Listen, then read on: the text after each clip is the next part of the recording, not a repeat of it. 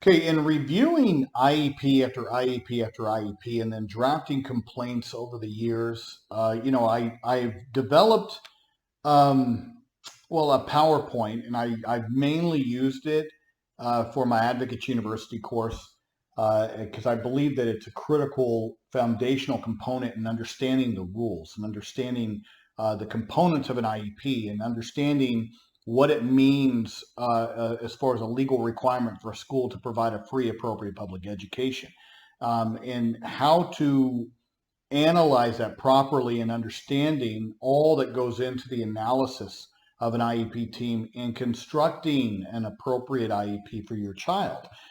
So, as an advocate, or as a parent, or as an educator, I believe that this PowerPoint that I put together based upon years of experience and then also my understanding of the rules, the law with regards to special education, I believe is a very good marker, very good roadmap in how to think about IEP development. Okay. Now, number one, IEPs have to have the same content regardless of what state you live in, guys. It just is cosmetically different. They just look different.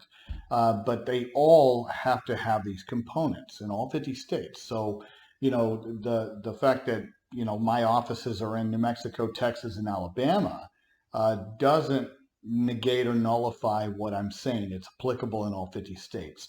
It just is cosmetically, it looks different.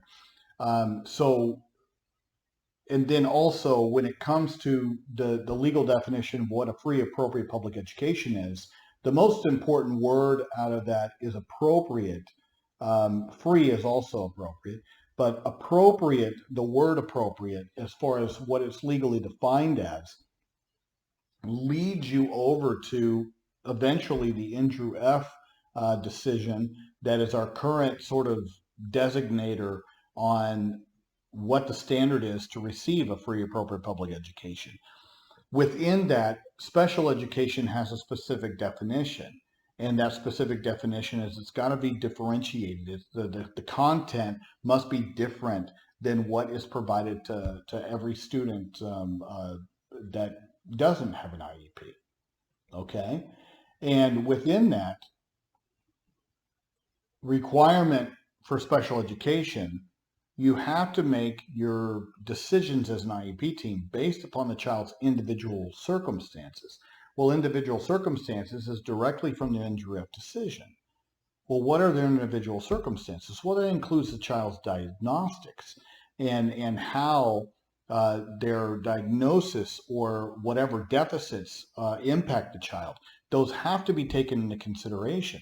Where do you get the information to sit there and really determine that? Well, you get that from evaluations, assessments, observations. That's where you establish good baselines, or what we call in the law present levels of performance. So you have to have reliable, updated present levels of performance to really understand what goals the child requires, because now you understand their strengths and their weaknesses. You understand where they're currently performing. So you have this marker. Then you can sit there and create good, reliable goals. What comes after goals? Well, how you accomplish that goal. Well, you accomplish that goal by utilizing this methodology, this strategy or therapeutic teaching approach, because we understand, based upon the child's diagnosis, what the peer-reviewed, scientifically proven approaches are for that diagnosis or that profile. Even specific learning disability, a child with dyslexia. We have enough out there that tells us what approaches work for that child. That's what goes into the service minutes. That's what needs to go into the description of the service minutes. They're supposed to outline and describe and name methodology. But of course, OSEP, along with a lot of state departments of education, do not encourage schools to explicitly write out the methodology. So they're not required by law to do so. Now, the why? Because if it's in the IEP, they need to do what's in the IEP. So a lot of schools are counseled by their attorneys or by the State Department to shy away from naming what specific peer-reviewed program they're using, like Orton Gillingham or something like that when you're talking about a reading issue. Guys, I don't understand that. Why? Because how do you know what approach is being used for a specific child if you're not naming that approach? And you're just sort of willy-nilly, or you're ambiguous in that description. Ambiguity creates more lawsuits. So being broad and ambiguous just becomes some board attorney told you that that's what she should do, or somebody in the State Department that doesn't answer to the parents and aren't on IEP teams. Do what you want, but that is actually triggers more complaints. It's bad advice. I think the law requires those descriptions to be sufficient enough to where the IEP team absolutely understands what approach, what methodology, what teaching style is required for this child in order to accomplish that goal, make tangible, measurable progress according to their individual circumstances. That's what a FAPE is right there. Okay? Go back and listen to what I just said again, guys, because there's your roadmap from here to here. Now, what needs to be considered in your IEP development journey, guys? And this takes us over to these educational performance areas.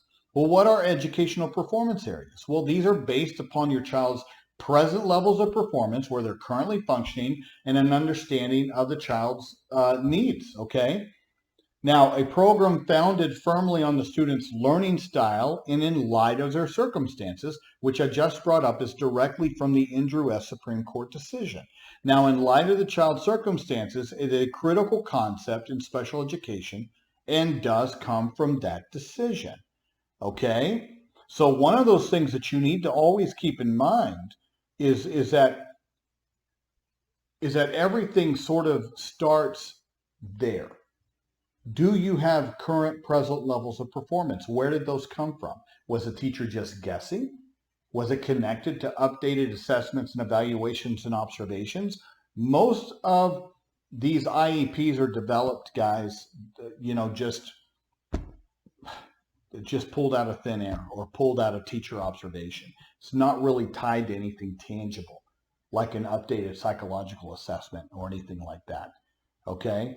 Now, am I sitting there saying that means that the present levels of performance for your child's IEP are always inappropriate, or they're not right? I'm not saying that at all. I'm saying that when you're in an IEP meeting, it would behoove you to ask additional questions as to where you guys are getting the present level of performance from, because that has to be there before you determine what the goal is. And the goal needs to be aggressive enough for the child to be able, it needs to be lofty enough, aggressive enough. All right? But if you have a bad baseline, if you have a bad present level of performance that isn't reliable or tied to anything tangible, then how in the hell are you supposed to really do an aggressive and lofty goal for the child? Because after that comes developing the services to accomplish that goal. So everything sort of hinges on that. So what are the educational performance areas that need to sit there and envelop the child and have to be considered by the IEP team? Okay, here we go. Guys, the three easy ones are the ones that are in the white bubbles, okay? Academics, which include the reading and math, your core subjects, core standards, academics, and that's, there you have it. The second one is communication, speech, language, socialization, and then you have social emotional development. It includes behavior, social interactions, friends, those kind of things. Those are your sort of the three main educational performance areas. And then depending on the age of your child, you have transition skills that come into play when the child, depending on the state, right around age 14 or 9th grade in most states. But transition skills are the things that need to start being considered later in your child's IEP career, okay? And then you have the other one that depending on the nature of your child's disability and their diagnostic profile, they may not need any kind of help or support in acquiring functional skills. which is, eating, dressing, grooming, those kind of things, okay? Functional skills, toileting, so it depends on your child, but those are the educational performance areas that are then connected to, like I said, your child's individualized circumstances. The individualized circumstances lead you to what kind of special education your child requires, which needs to be differentiated. The content needs to be different. We need to look to see what peer-reviewed scientific approach is there for that diagnostic profile to help them make progress. You see how they're all connected. So now we need to sit there and look at what schools typically focus on. And what schools typically focus on, guys, is academics. And then everything else is diminished. Huge focus on academics. Diminished focus on communication, social, emotional, and the other areas. I don't agree with that. I can't tell you how frustrating it is as a special education attorney to where I'm looking at an IEP for a child, let's say with moderate autism in a self-contained environment that can't toilet independently, but yet they have reading and math goals. But they don't really have anything else tangible to sit there and guide the IEP team to have them make progress according to their individual circumstances across all areas of educational performance need. And these are all the educational performance area bubbles, guys. So you see what the issue is? So what do we do next? Let me go ahead and move the slide.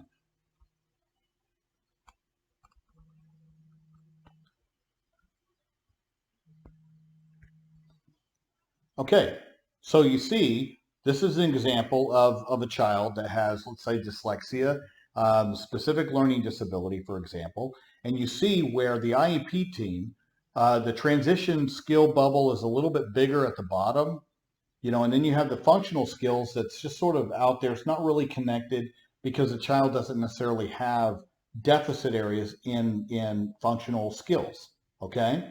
So where would the focus need to be? Well, academics, obviously, it's a little bit bigger than the other one, but communication and social emotional need to be also looked at. Almost equal, but obviously a lot of the deficit's going to be in the academic area. Now, I have that connection to communication because in many, many cases, there is an absolute connection with dyslexia or specific learning disabilities and the child's language skills. Okay? In either expressive or receptive or in pragmatic or social communication, to where there is an absolute correlation and a connectedness with regards to why the child is spinning their wheels in certain reading component areas to where we can't make progress past the third or fourth grade reading grade equivalency. And so there needs to be that connectedness, and that needs to be analyzed by the IEP team through assessments to determine if there is that link. And if there is that link, then we need to get the right professionals involved, like a CALT, C-A-L-T, somebody that has that additional training to remedy those kind of deficit areas. And you see that I even have that connection, a circular connection between social emotional difficulties reaching back over to impact academics, because I have a lot of kids that they're classified as, let's say, specific learning disability, but at the same time, they are getting in trouble behaviorally. They're shutting down in class. They're frustrated. They act out, and you can't sit there and ignore that there's not a connection between their inability to do these academics and their frustration, and then they're acting out, which is a behavior. So we need to look at that. We need to look to see if there's a connection, a correlation, but between those deficits Because I can tell you, standalone guys, kids just don't sit there and just act out. That's why we have functional behavior assessments to really identify what the deficits are and what's triggering those deficits. And that can't be ignored in this situation either. Also, a child, this impacts their confidence level. It can impact peer relationships, anxiety, things of that nature. So we cannot ignore that as a factor. And there are kids that, let's say, are specific learning disabled identified that also has a comorbid diagnosis of ADHD, to where their inattention, distractibility, and their need for engagement from adults to stay on task is there. That would be in that social, emotional, or behavior bubble. That all those things need to be considered through accommodation services, supplemental aids and services, goals, in order to fully envelop the child in appropriate services so that they have a good IEP. Okay? Now, what would be an example for ADHD, high functioning autism, as far as what to look at? And this is where I created this. All right? So what would be the priority? For a kid like this, the priority would need to be first and foremost on the social emotional behavior side. Why? Because that tends to be the most pronounced problem for kids with high functioning autism or ADHD. It's going to be the behavior, social, or the social emotional deficits. Because let's say high rates of distractibility, inattention, doesn't know what's going on, the stigmatizing where the child knows that they have these deficits, they're acting out, they're not turning in work, they're forgetting assignments. Those kind of things are the dominant feature, to where that's why I have it as a little bit more of a pronounced bubble than the other two. So then you sit there and you draw that correlation over, and that is where this diagnostic feature impacts the other two, which means that you need to sit there and chart services back. Okay? We need to help the child with managing their distractibility, teaching them skills to sit there and be independent, be responsible for their own stuff. Medication isn't the sole answer, guys. It doesn't equip the child with skills to be independent and responsible, to be able to maintain attention, to sit there and break things down in multiple steps and chunking material. You do that and you develop the IEP in that way, with this as a central focus, then it leads you to what you need to do in the area of academics. It leads you over to the area of language and communication, social communication, if there's deficits in those areas that you need to address. And as you can see, functional skills and transition skills are also diminished because they're not necessarily needed for this particular profile. In some ways, functional skills are necessary, but that's sort of, I don't see it as much, okay? So what would be the next one?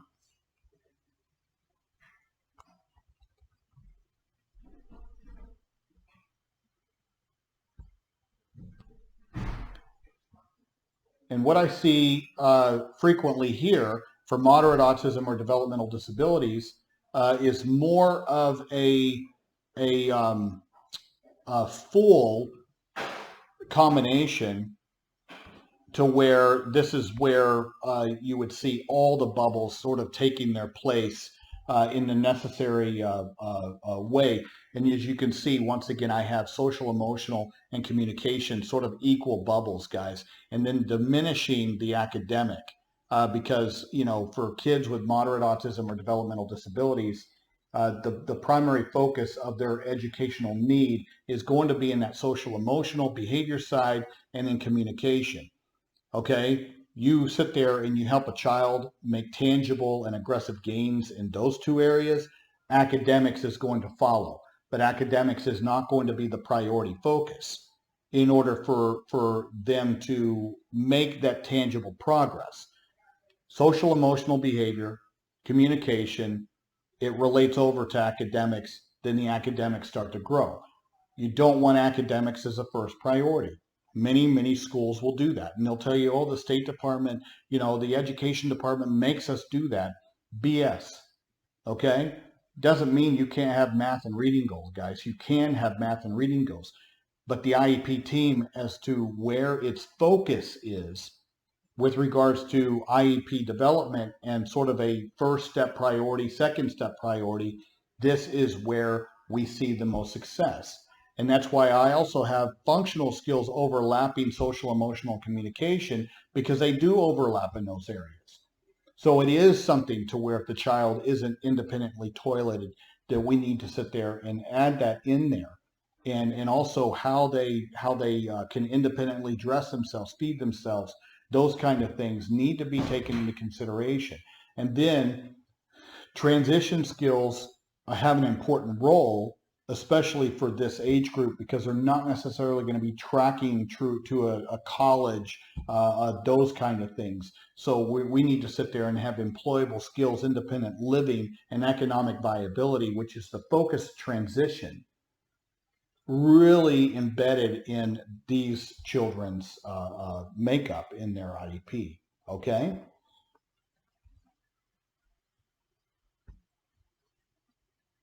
And then the last one is our children that are severely cognitively disabled.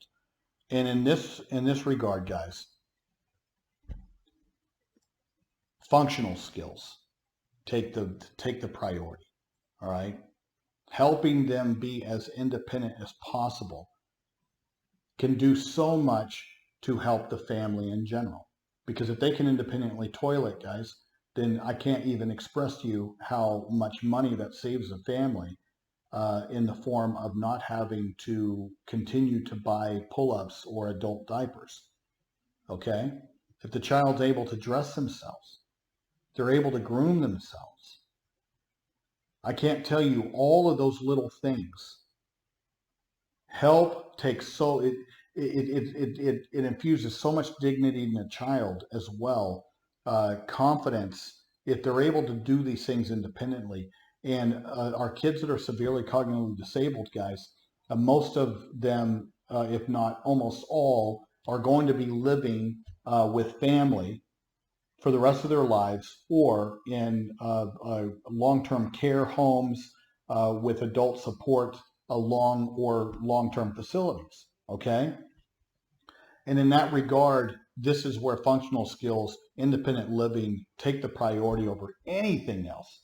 But once again, I look at these IEPs and I see academics taking the priority because it's lazy, guys. It's like, well, the State Department told us to do that.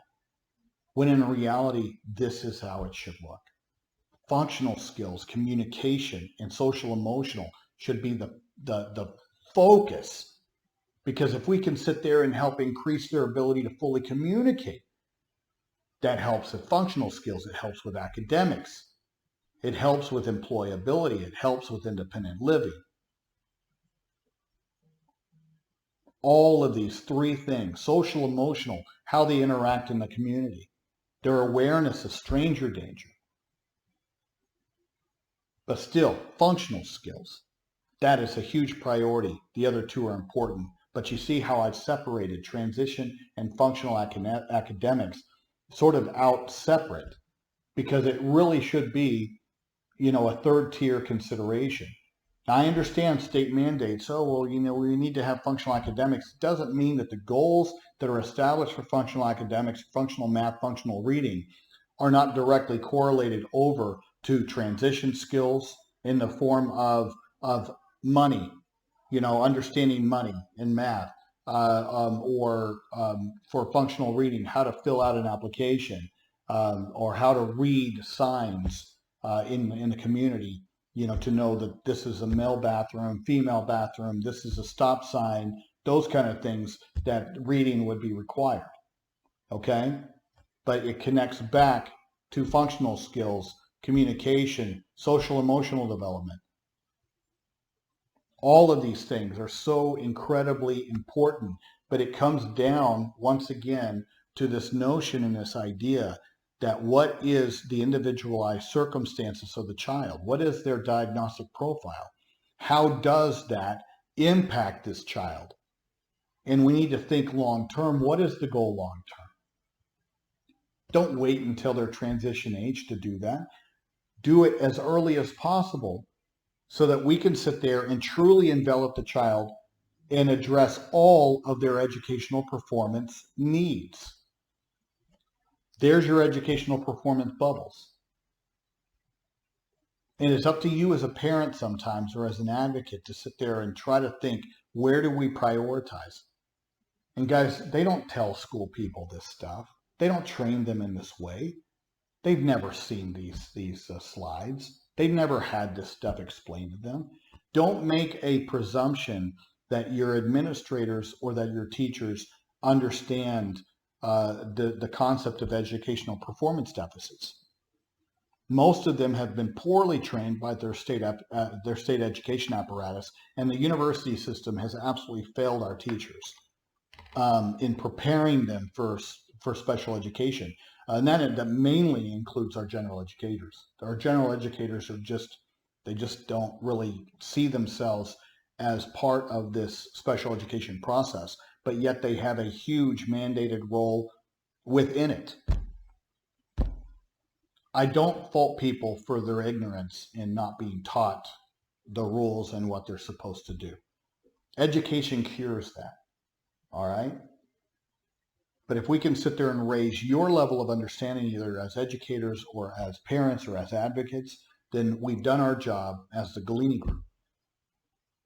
And we're helping improve outcomes for students, not just your child or those you advocate for, but other children. Because what we're doing is helping our educators understand this process and understanding the process of analysis that Endrew F and that new standard freed us to do as an IEP team, to where we consider the child's individualized circumstances. And we need to develop services and goals to address that across all of their educational performance needs. We need to set aggressive goals for our kids across these areas. But I can't tell you how many times that if we can sit there and fix some of these areas that don't have the focus, like functional skills and behavior, that it ends up correlating over to where the child starts making spike rises in academics. And the reason that doesn't happen, and the reason that the school, the principals get frustrated and there's a cycle of disciplinary removal and we stigmatize the child, is because the focus remains on academics. And we're not really doing anything meaningful on the behavior side and teaching the child new skills, more communication skills that then reduce the problem behaviors and increase the child's trajectory on all the other goals. I encourage you to listen to this again, really look at these slides, consider what I'm saying, and try to implement that in advance. Share these slides with your IEP team. Have a nice discussion about this. And yes, they may tell you, well, the state tells us we have to prioritize. Guys, you know, you'd be banging your head against the wall if you sit there and say, no, that's not, the state does that. They do. I'm not disputing that. But that doesn't mean that you can't have both. That doesn't mean you can't have all. Okay? Put it on academics too. That's fine. But don't ignore the other areas. And then when you start seeing success and your staff starts seeing success, believe me, your next IEP meeting, there's going to be a bigger focus in those areas of priority, because now they have buy-in. Now they've seen the difference in your child and their trajectory and their progress. All right? Don't expect overnight success, guys. That's just not how government institutions work. It is a slow, tedious process to win people over to this side, and it starts with educating people and educating people with the right information.